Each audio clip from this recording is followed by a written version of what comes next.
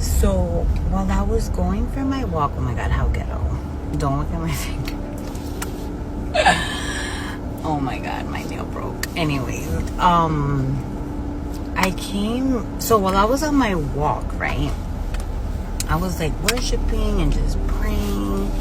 And then I was just thinking about, how God has given us the armor, his armor, so that we can fight the right way and, so that we won't be deceived and stuff like that. And I'm like, yeah, I'm ready for war and all this stuff, right? And I just felt God just telling me, like, do you understand that the enemy has no power?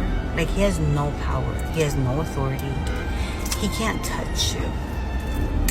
And I was just like thinking about it, because I'm like, okay, so he can't do anything to me. He can't touch me. So all this time I've been so scared.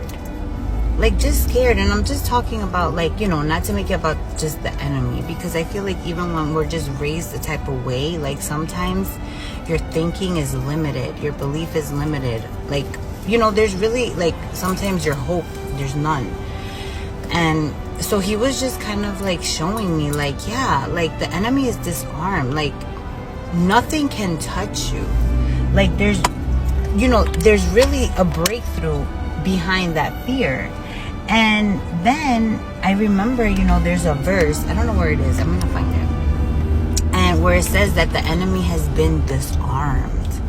Like, literally, all he can do is punk you, like, fake us, like, play. That just really, like, it clicks. I've heard it before, right? Like, you've heard the enemy has been disarmed, like, he has no power, he can't. But I think, like, this time around, like, I'm really getting the revelation, straight from God. And he's just showing me, like, this whole time, all you've needed is to believe the truth more than you believe the lie. And I don't know who needs to hear this, but you're believing a lie for way too long.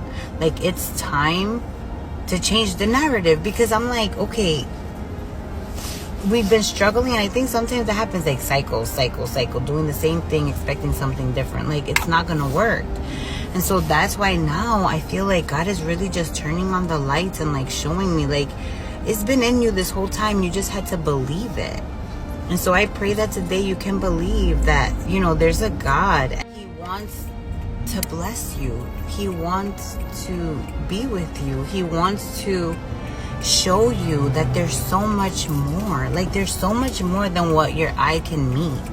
And even for me, because I feel like it's just, my eyes are really opening up. I feel like I'm being awakened.